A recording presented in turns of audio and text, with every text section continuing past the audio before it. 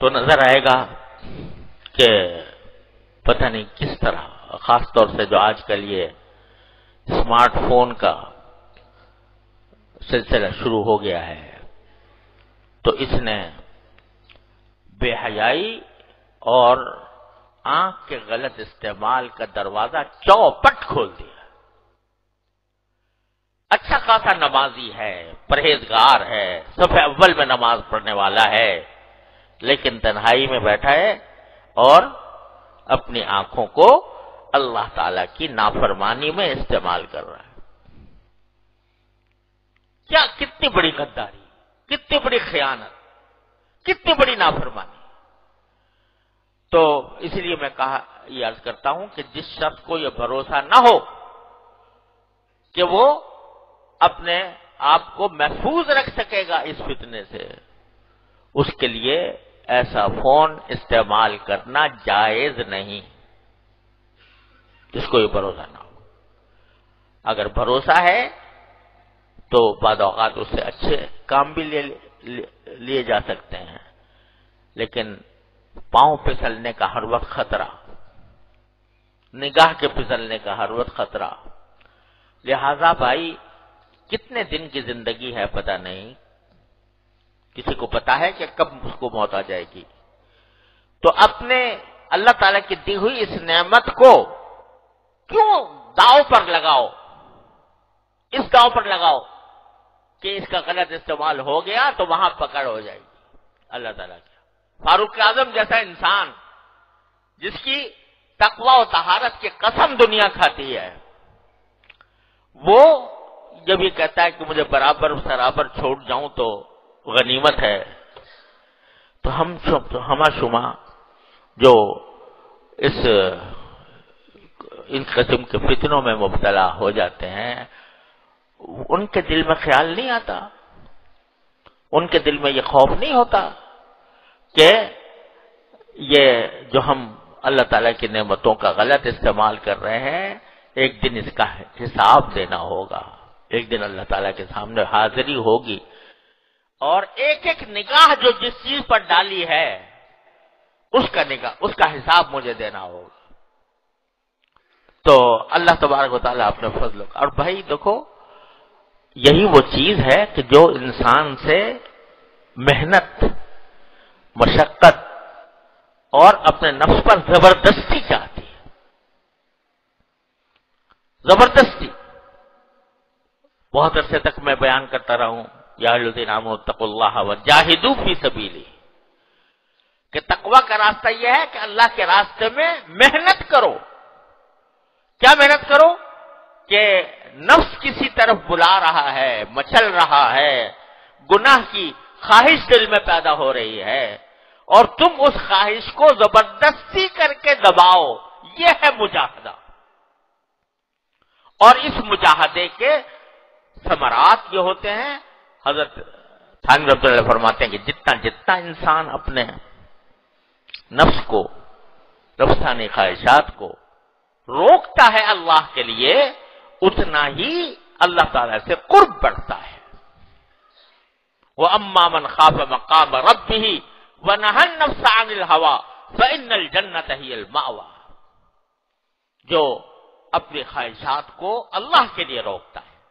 دل تو مچل رہا ہے، بہت بے شک مچل رہا ہے، نفس بھی آمادہ کر رہا ہے، شیطان بھی آمادہ کر رہا ہے، لیکن مجھے یہ اللہ تعالیٰ کے سامنے جواب دینا ہے، اپنی ایک ایک نظر کا جواب دینا ہے۔ اس کا احساس کر کے جب آدمی اپنے اوپر زبردستی کرتا ہے تو اللہ تبارک و تعالیٰ کے ہاں اس کے درجات میں ترقی ہوتی ہے، تعلق میں اضافہ ہوتا ہے، اللہ تعالیٰ کی محبت اس کے دل میں پیدا ہوتی ہے، اللہ تعالیٰ اس سے محبت فرماتے ہیں۔ تو میرے بھائیوں اور بہنوں، اللہ تبارک و تعالیٰ کی نعمتوں کا پہلے تو احساس کرو، کثرت سے سوچا کرو کیا کیا نعمت مجھے ملی ہوئی ہے، اور اس نعمت کو صحیح استعمال کرنے کے لیے اپنے نفس کو زبردستی، اپنے اس پر زبردستی کرو، اور اس کی نافرمانی میں استعمال کرنے سے اپنے آپ پر زبردستی کر کے بچاؤ۔ کیا قیامت آ جائے گی ایک تو تنہائی کے اندر بیٹھے ہوئے دیکھ رہے ہو کچھ، اگر فرض کرو سمجھو کہ اس وقت تمہارا کوئی باپ آ جائے، تمہاری ماں آ جائے، تمہاری بہن آ جائے، تمہاری استاد آ جائے، کیا پھر بھی تمہارا دل مچلتا رہے گا؟ کیا پھر بھی وہ خواہش جو دل کی ہے وہ اسی درجے میں برقرار رہے گی؟ فوراً بند کر دو گے۔ اب کیسے بند کر دیا بھائی؟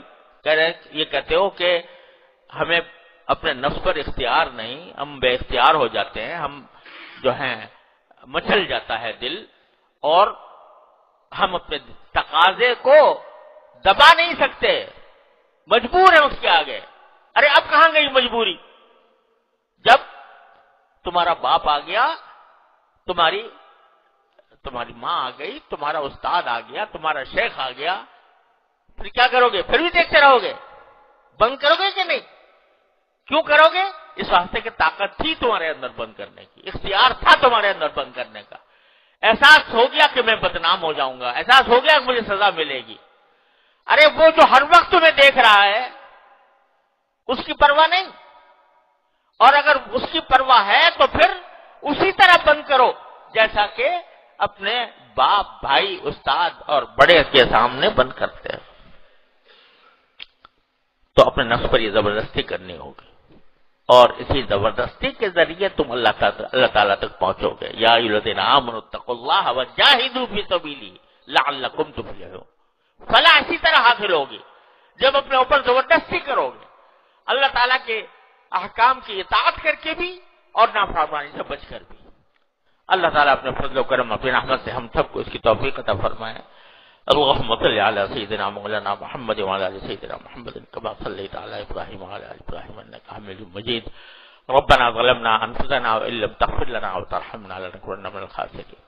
ربنا آتنا في الدنيا حسنة وفي الآخرة حسنة وقنا عذاب النار۔ اللهم يا ارحم الراحمين لا تدع لنا ذنبا الا غفرته ولا هما الا فرجته ولا دينا الا قضيته ولا حاجة من حوائج الدنيا والآخرة الا قضيتها ويسرتها يا ارحم الراحمين۔ یا اللہ اپنے فضل و کرم سے ہمارے تمام گناہوں کو معاف فرما۔ یا اللہ تمام حاضرین و حاضرات کو ان کے تمام جائز مقاصد میں کامیابی عطا فرما۔ یا اللہ ہم بے ہمت ہیں، ہمت عطا فرما دے۔ یا اللہ ہم بے حوصلہ ہیں، حوصلہ عطا فرما دے۔ اپنی نافرمانی سے ہماری حفاظت فرما، اپنے معصیتوں سے ہماری حفاظت فرما۔ یا اللہ اپنی طاعت کی زندگی عطا فرما۔ یا اللہ اپنے رضا کی زندگی عطا فرما، ہر طرح کے شر و فتنے سے ہماری حفاظت فرما۔ یا اللہ ہم میں، ہمارے اعزاء احباب میں جو لوگ بیمار ہیں انہیں شفاء کامل عاجل عطا فرما۔ یا اللہ جن لوگوں نے مختلف دعاؤں کے لیے پرچے بھیجے ہیں، یا اللہ آپ ان سب کی حاجتوں سے پوری طرح باخبر ہے، اپنے رحمت سے ان سب کی حاجتیں عافیت کے ساتھ، سلامتی کے ساتھ پوری فرما۔